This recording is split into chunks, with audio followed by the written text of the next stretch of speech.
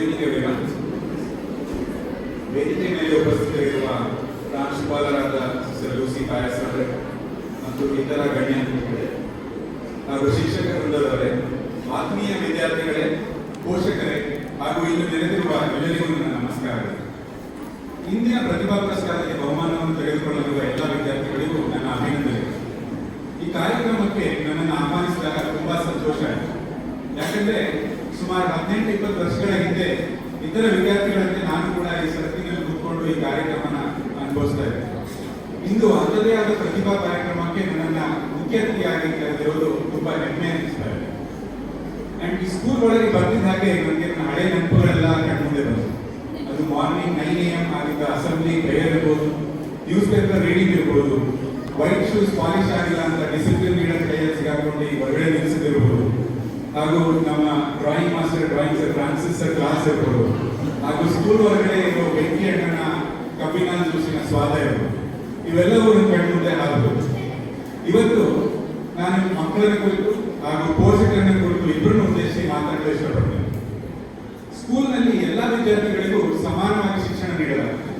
ಆದರೆ ಕೆಲವು ವಿದ್ಯಾರ್ಥಿಗಳು ಮಾತ್ರ ಗುಡ್ ಸ್ಟೂಡೆಂಟ್ಸ್ ಅಂತ ಕರೆಯಲ್ಪಡ್ತಾರೆ. ಯಾಕೆ? ಏನಿದು ಗುಡ್ ಸ್ಟೂಡೆಂಟ್ಸ್ ಅಂದ್ರೆ ಏನಿದು ಅವರ ಕ್ಯಾರೆಕ್ಟರ್ಸ್ ಅಂದ್ರೆ ಅನ್ನೋದು ಫಸ್ಟ್ ಇರ್ಬೋದು. ಫಸ್ಟ್ ನಿಮಗೆಲ್ಲ ಮನದಟ್ಟಾಗಬೇಕಂದ್ರೆ ಗುಡ್ ಸ್ಟೂಡೆಂಟ್ಸ್ ಕೇವಲ IQ ಅಥವಾ ಕ್ಲಾಸ್ ಟಾಪರೇ ಆಗಬೇಕು ಅನ್ನೋದಿಲ್ಲ. ಒಬ್ಬ ಗುಡ್ ಸ್ಟೂಡೆಂಟ್ ಆಗಬೇಕಂದ್ರೆ ಅವನಿಗೆ ಕೆಲವು ಲಕ್ಷಣಗಳಿವೆ. ಅದರಲ್ಲಿ ಮೇನ್ 5 ಮುಖ್ಯವಾದ ಲಕ್ಷಣ ಏನೆಂದ್ರೆ, ಒಂದು ಸೆಲ್ಫ್ ಡಿಸಿಪ್ಲಿನ್, ಇನ್ನೊಂದು ಡೆಲಿಜೆನ್ಸ್, ಇನ್ನೊಂದು ಪಂಕ್ಚುಯಾಲಿಟಿ ಅಂಡ್ ಕರ್ಟಿಯಸ್ನೆಸ್ ಅಂಡ್ ಕನ್ಸಿಸ್ಟೆನ್ಸಿ. ಈ ಸೆಲ್ಫ್ ಡಿಸಿಪ್ಲಿನ್ ಅಥವಾ ಶಿಸ್ತು ಈ ಸ್ಕೂಲ್ ಡೇಸ್ ನಿಂದಲೇ ನೀವು ಬೆಳೆಸ್ಕೊಂಡ್ರೆ, ಅದು ನಿಮ್ಮ ದೈನಂದಿನ ಕಾರ್ಯಕ್ರಮದಲ್ಲಿ ನಾವು ಅಳವಡಿಸಿಕೊಂಡ್ರೆ, ಅದು ಮುಂದೆ ನಿಮ್ಮ ಪ್ರೊಫೆಷನಲ್ ಲೈಫ್ ನಲ್ಲೂ ಕೂಡ ಅಳವಡಿಸಿ ನಿಮ್ಮ ಯಶಸ್ಸಿಗೆ ಕಾರಣ ಆಗುತ್ತೆ. ಡೆಲಿಜೆನ್ಸ್ ಅಂದ್ರೆ ನೀವು ಮಾಡುವಂತಹ ಎಲ್ಲ ಕೆಲಸಗಳನ್ನ ಪರಿಶ್ರಮದಿಂದ ಮಾಡಬೇಕು.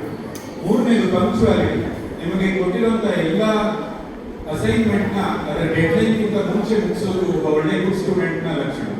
ಅಂಡ್ ಕರ್ಟಿಯಸ್ನೆಸ್ ಅಂದ್ರೆ ವಿನಯಶೀಲತೆ, ನಿಮ್ಮ ಟೀಚರ್ಸ್ ನಾಗಲಿ, ನಿಮ್ಮ ಸೀನಿಯರ್ಸ್ ಆಗಲಿ ಅಥವಾ ಬೇರೆ ಹಿರಿಯರ್ ಆಗಲಿ, ನಿಮ್ಮ ಸೀನಿಯರ್ಸ್ ನಾಗಲಿ ಗೌರವದಿಂದ ನಡೆಸಿಕೊಳ್ಬೇಕು.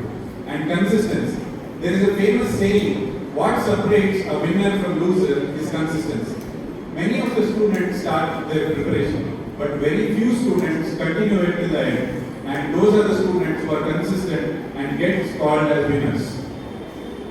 So as a student, initial characters you should have are a team spirit. A student should always be a team player. He should motivate others. He should work in groups, and he should be very confident. Even when you are sitting in a group, you should have a distinct voice, and you should be able to be heard by the mass. And most importantly, a student should always be responsible. But ಜವಾಬ್ದಾರಿಯುತನಾಗಿದ್ದರೆ ನಿಮಗೆ ಕೊಟ್ಟಿರುವ ಎಲ್ಲ ಕೆಲಸಗಳನ್ನು ಮಾಡಿ ಮುಗಿಸಿದ್ರೆ you will be called a good student. As a student, you should always learn to accept failure, but you should never accept defeat. If your goal is challenging in life, you are bound to taste many failures. We all know Thomas Alva Edison failed more than 10,000 times before his invention of an electric bulb. But he himself said he never failed. He discovered more than 10,000 ways which do not work. So, and whenever you fall, you always must rise. And the best example for this is none other than Virat Kohli. As you all know, he made a strong comeback after a string of poor performances in the last year. So I would like to share a similar story of mine. After completing my MBBS and internship, so I was finally a doctor. But this was not an end. I had to pursue my post-graduation, that is MD Pediatrics. So I chose Pediatrics as a branch. And that too, I wanted to get my degree in one of the esteemed institute of India, that is PGHD. So it was not an easy task. Every year, thousands of children give the entrance, and very hardly few, you can count in fingers, would be able to crack that entrance and get into the exam. In my first attempt, I appeared for the exams and I got 60th rank in all India. But that was not enough to get into my dream college. I went back and I gave the second attempt. In my second attempt, to my surprise, I got 360 rank. In the first attempt it was 60, now I jumped to 360 rank, which was totally, I was nowhere near to my dream. So I got back and worked on my weaknesses, and I came back in the next attempt with lot of courage, but I never gave up. So in my third attempt, I gave the exams and got All India 9th rank, and I could get into my dream college. I never accepted defeat.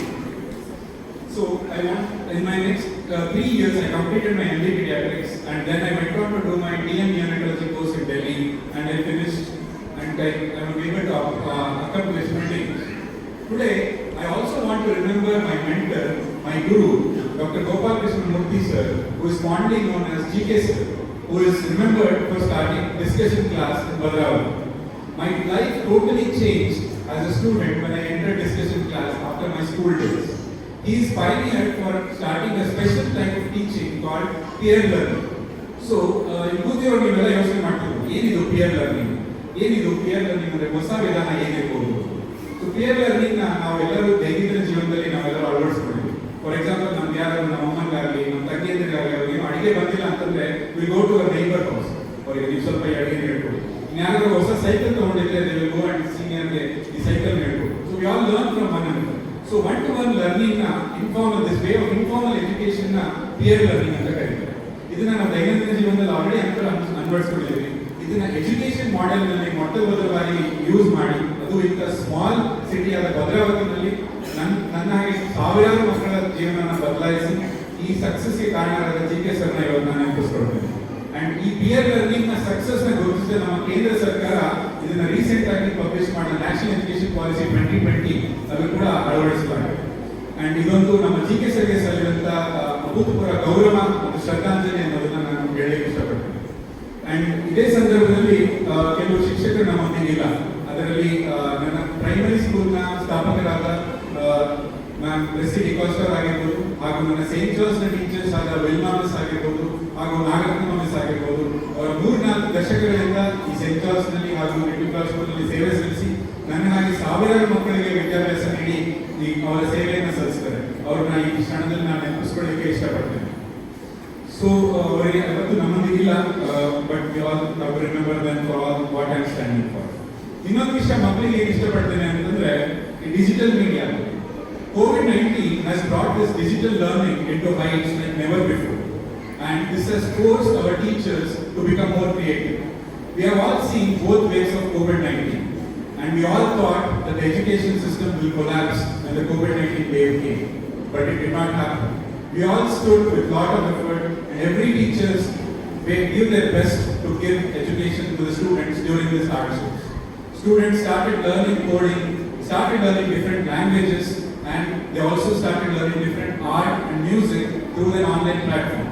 Teachers who used to handle chalks and dusters and sticks and canes, they came up with tripods and iPad or mobile phones to reach us to our homes and deliver us education at our doorstep.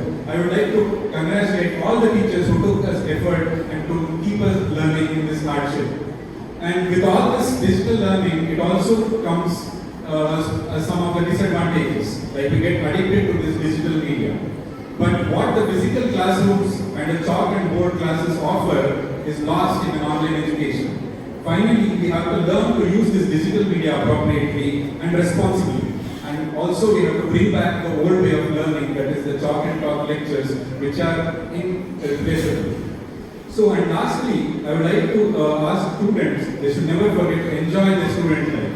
Make good friends, develop hobbies, take part in sports, quizzes, cultural activities, and don't be just bookworms.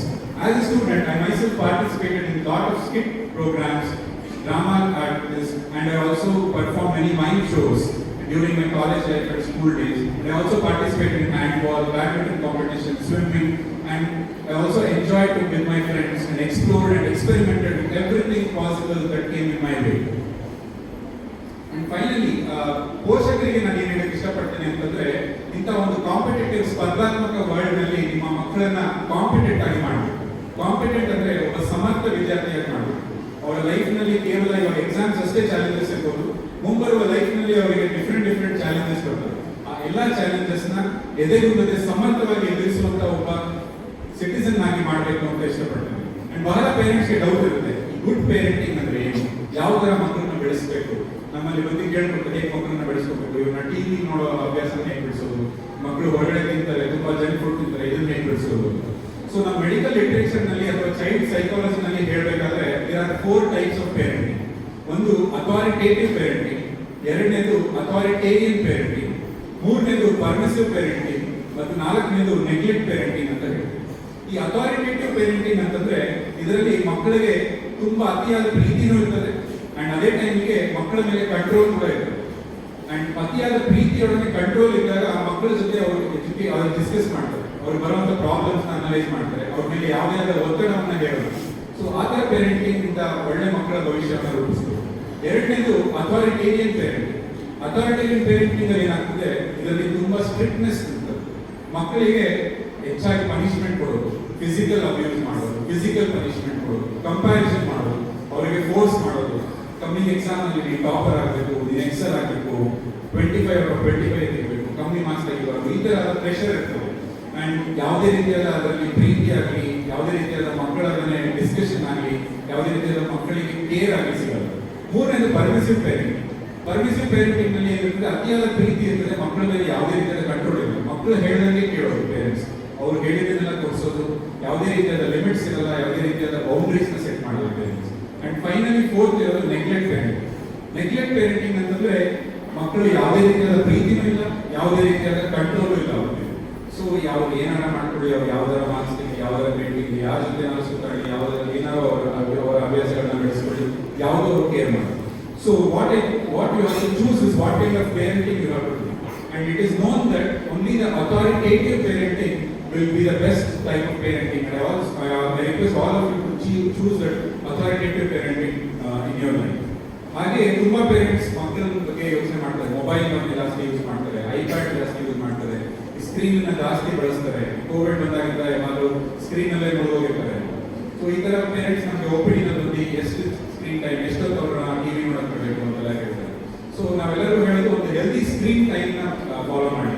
ಇದರಲ್ಲಿ ನಾವು age wise ಆಗಿ divide ಮಾಡ್ತೀವಿ. Less than 2 years ಯಾವುದೇ ರೀತಿಯಾದ screen time ಒಳ್ಳೆಯದಲ್ಲ. And 2 to 5 years ಮಕ್ಕಳು ಕೇವಲ video calling ಆಗಿರ್ಬೋದು, ಅಜ್ಜ ಅಜ್ಜಿ ಡಿಸ್ಟೆಂಟ್ ದೂರದಲ್ಲಿದ್ದಾರೆ, ಇನ್ಯಾರೋ ರಿಲೇಟಿವ್ಸ್ ದೂರದ ಅಮೆರಿಕದಲ್ಲಿದ್ದಾರೆ, ಅವರೊಡನೆ ವಿಡಿಯೋ ಕಾಲಿಂಗ್ ಆಗಿ ಯೂಸ್ ಮಾಡಿ. ಅಂಡ್ ಸ್ಕೂಲ್ ಟೈಮ್ ನಲ್ಲಿ ಕೇವಲ 1 hour ಆಫ್ ಎಂಟರ್ಟೈನ್ಮೆಂಟ್ ಗಾಗಿ ಸ್ಕ್ರೀನ್ ಟೈಮ್ ನ ಯೂಸ್ ಮಾಡಬೇಕು. ಅಂಡ್ ಮಿಕ್ಕಿದ ಟೈಮ್ ನ ಕೇವಲ ಎಜುಕೇಶನಲ್ ಆಕ್ಟಿವಿಟೀಸ್ ಗೆ ಸ್ಕ್ರೀನ್ ಟೈಮ್ ನ ಯೂಸ್ ಮಾಡಿದ್ರೆ healthy screen time. And when you are in adolescent age group, use it very responsibly, and all the parents should see what their children are using the device for. You cannot go away with the digital media. ನಮ್ಮೊಂದಿಗಿರೋ digital media, iPad, telephone, ಅದು mobile phones ಇರ್ಬೋದು, ಅದು ಇಲ್ಲದೆ ನಾವು ಜೀವನ ನಡೆಸಲಿಕ್ಕೆ ಸಾಧ್ಯ ಇಲ್ಲ. ಅದನ್ನ ರೆಸ್ಪಾನ್ಸಿಬಲ್ ಆಗಿ ಯೂಸ್ ಮಾಡೋದನ್ನ ಕಲ್ತ್ಕೊಂಡ್ರೆ ಬಹಳ ಮುಖ್ಯ, ಬಹಳ ಇಂಪಾರ್ಟೆಂಟ್ ಅಂತ ಹೇಳ್ತೀನಿ. And always discuss with your parents, children, and ಅವರ ಸ್ವಂತತೆ, ಅವರ ಫ್ರೀಡಮ್ ನ ನೀವು ರೆಸ್ಪೆಕ್ಟ್ ಮಾಡಿ, ಅವ್ರ ಏನ್ ಚಾಯ್ಸಸ್ ಮಾಡ್ತಾರೆ ಅದನ್ನ ಹೆಲ್ಪ್ ಮಾಡಿ, ಹೊರತು ಆಟೋನಮಸ್ ಆಗಿ ಬಿಡಬೇಡಿ.